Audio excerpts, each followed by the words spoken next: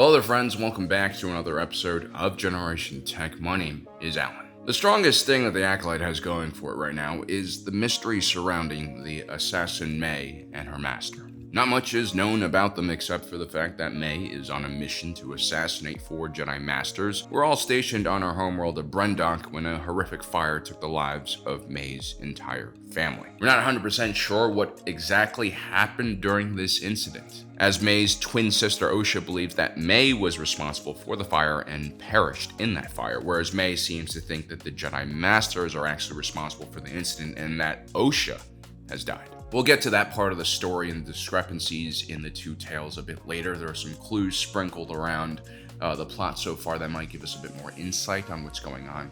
But what I want to focus on right now is specifically May and her master. May's master is a hidden dark side force user with a red blade and a very terrifying mask. He is the one who has tasked May with carrying out these assassinations, and it seems like this is a part of a larger plan to destroy the Jedi Order, which might indicate that he is a Sith. In the very first episode, he kind of gives this very weird monologue where he outlines his plans. It's more of a riddle, actually.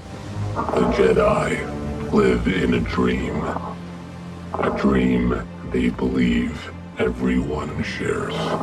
Now, this part is pretty straightforward. The Galactic Republic and the Jedi have been living through a golden age for several centuries. Ever since the Ruusan Reformation ended the 1,000-year Jedi vs. Sith conflict, there's been peace in the galaxy. During this period, the Galactic Republic and the Jedi have solidified their grasp on power and overseen great economic development and stability. While the Republic Senate served as stewards of the economy and political structure, the Jedi have provided security and peace for the galaxy. Things have never been better for the average man and woman in the galaxy. In many ways, the mindset that the Republic and the Jedi have remind me of the mindset of Western liberal democracies in the early 90s, after the collapse of the Soviet Union. Political philosopher Francis Fukuyama wrote a book called The End of History, The Last Man. In it, Fukuyama claims that the ideological struggles of man are over and that Western liberal democracies paired with free market economies have basically defeated authoritarian-style regimes. His viewpoint comes from a relatively isolated academic background. He suffered from being an elite, isolated in a high tower, much like the Jedi and their lofty positions on Coruscant, and as the unchallenged peacekeepers of the galaxy.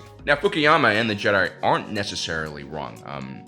Objectively speaking, liberal democracies, market economies are far superior to their counterparts. But these idealists were perhaps too arrogant to see that much work still needed to be done. Sure, things were great in the West and developed countries, but there were still many underdeveloped and undeveloped nations that were still trying to get out of poverty. And unfortunately, a lot of these Western democracies were just focused internally and weren't able to truly lift a lot of these countries out of their situations. And so eventually, over the years, this idea of democracy spreading all across the world died, and corruption and complacency would take over many of these developed countries. The honest truth, what we came to realize was democracies take constant work and vigilance. It's not very easy to maintain a democracy. It might be the ideal political situation, but not every country and every culture was prepared for it. And declaring victory when a portion of the galaxy still lives in poverty or in chaos in the Outer Rim seemed a bit tone deaf, and so a lot of people didn't believe in this dream that the Jedi and Republic shared. And this dark side force user, like many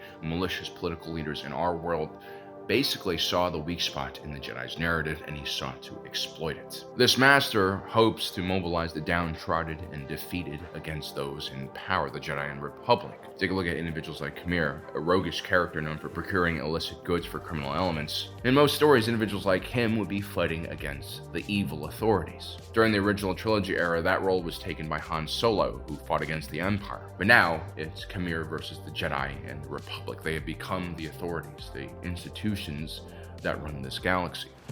The Jedi justify their galactic dominance in the name of peace.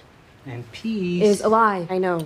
Even if the Galactic Republic created far better outcomes for the galaxy than the Galactic Empire that followed it, the price for being in power means you will always be held accountable for everything that happens in the galaxy, whether it's fair or not, and you will always have enemies waiting in the shadows to pounce. If you attack a Jedi with a weapon, you will fail. Steel or laser are no threat to them. Now, this line makes me believe that this master is a Sith, or perhaps at least aware of the Sith's history. You see, the absence of the Sith during the Golden Age of the Republic is mostly due to the actions of an individual known as Darth Bane. He realized that the Sith, by their nature, were too chaotic and competitive. While Sith were generally stronger combatants on the battlefield and capable of, squeaking out victories against the Jedi and Republic. Once the fighting ended, once the Sith were victorious, they would actually start fighting amongst their own numbers and eventually collapse due to infighting. Such was the chaos of the dark side. Bane created the rule of two error, partly because of the chaos of the Sith, and he also realized that the Sith could never defeat the Jedi in a straight-up conventional war. And that's because despite the Jedi and the Republic's pacifist nature and focus on political freedom and economic freedom, they still always ended up winning the conflict in the long run. At the beginning of almost every Sith versus Republic war, the Republic is initially overwhelmed and caught off guard by the Sith or their proxy forces. The Republic famously never kept large standing armies or fleets because of their adherence to pacifist principles, and more importantly, they just didn't want to maintain a large peacetime military force, which again would take away from their economic growth. But once the Sith threat was properly assessed, the Republic would quickly retool its economy and industrial manufacturing capabilities to produce military equipment, kind of like the United States in World War II. And once the Republic engaged this ridiculous economic and manpower advantage over the Sith, the war usually ended in quick succession with the defeat of the Sith.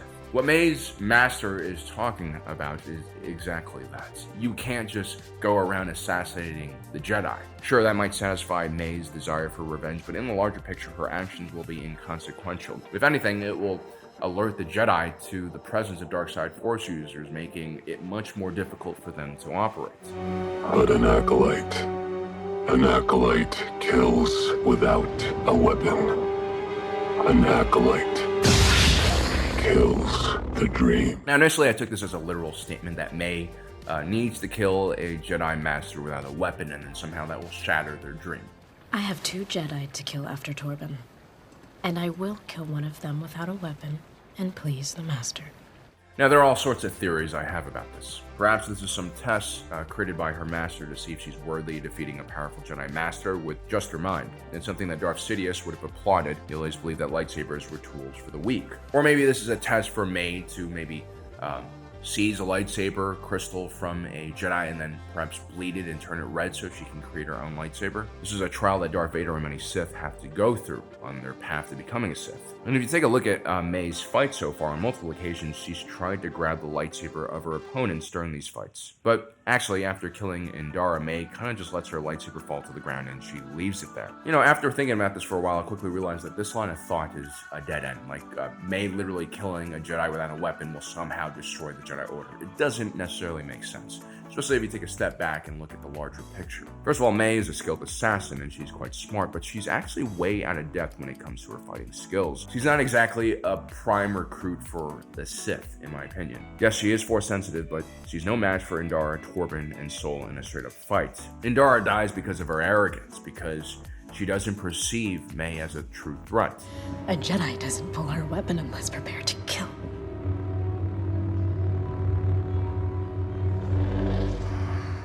Jedi Master Torben, who is immensely powerful in the Force, takes his own life. It's not really even May's idea. It's Khmer who kind of brings up this idea of how she can kill him. Torben is not the serene and, as you say, impenetrable meditator. Like every Jedi, he only thinks he's found peace. What he really needs is something only you can give him. Now that I think about it, Khmer might not be just a simple scoundrel. He might be something far more dangerous. His knowledge about the Jedi is pretty intimate. Perhaps he's a true Sith, hiding in plain sight, just like Palpatine. But anyway, the point is, May is not really that talented. She's not, again, Sith apprentice material, in my opinion. I have a feeling that her master, that Khmer, are both using her. And what they're really seeking from her is her backstory. That tragic fire on Brendok that killed May and Osha's family and separated the twins. Both Osha and May thought their other half had perished as well. And so someone, potentially a Jedi or a few Jedi, have created a cover-up story and are trying to mislead these twins for some reason. Now, Osha would be brought into the Jedi Temple by Master Indara and Master Sol. Indara and I saved her from a terrible fire on Brendok. I remember. I believe that Master Sol is most likely not in on this conspiracy. He seems like a pretty righteous individual, a pretty moral individual, and he also claims to have seen May die. Do you think that... No. May is dead. That was her name. May. I saw her die. I mean, he could be lying. That would be a huge twist. But what is clear is that the other Jedi know a bit more about what's going on. Master Indara seems to recognize May when she first sees her, or at least she recognizes Osha. You.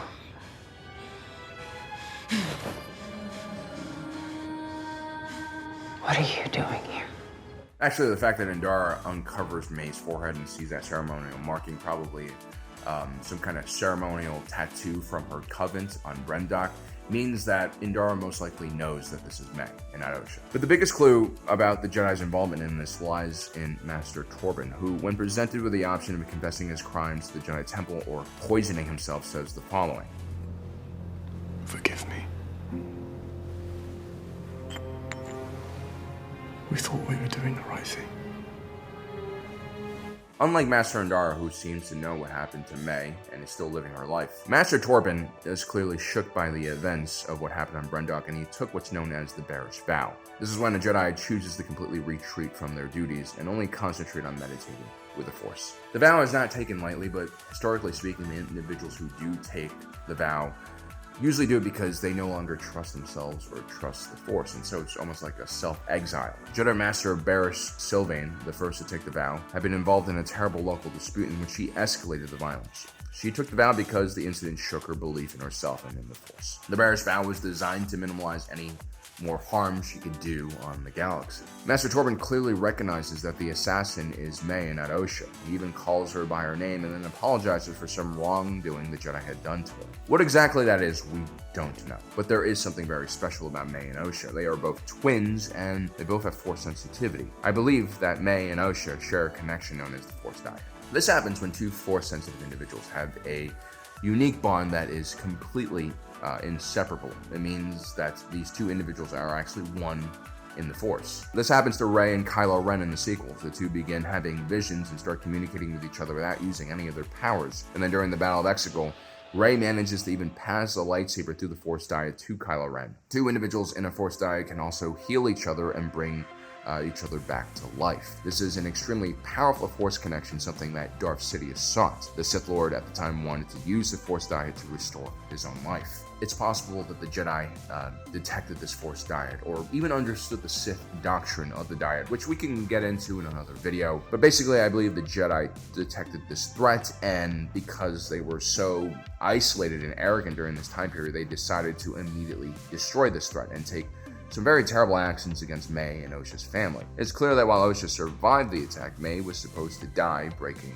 the Dyad, which is why she's now bent on revenge and has such a terrible view of the Jedi. Now, I mentioned the Padawan massacre in Legends before, where a group of Jedi were also influenced by Force prophecy and end up trying to murder their own Padawan. This could be a similar incident. Force visions, Force prophecies can create a lot of fear. That's why Yoda was always very worried about Anakin's visions and Count Dooku's visions and so on. And so when May's master says this, But an acolyte kills without a weapon. An acolyte kills the dream. I think what he actually means is the Acolyte can kill the Jedi without raising a weapon at all. She doesn't actually have to physically attack them, just her presence and her survival from whatever crazy plot they unleashed against her and her sister will unveil the Jedi's crime. I mean, it's clear that May and this Master don't have a lot of communications.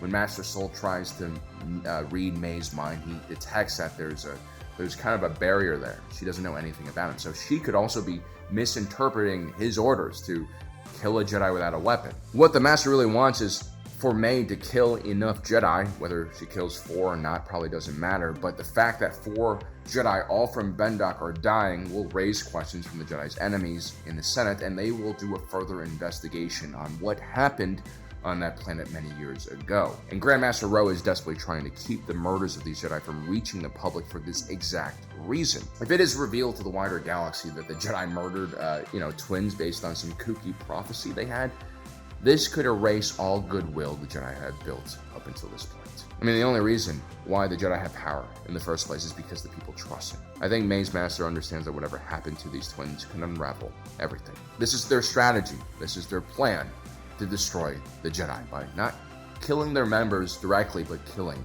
their image. It's a pretty good strategy.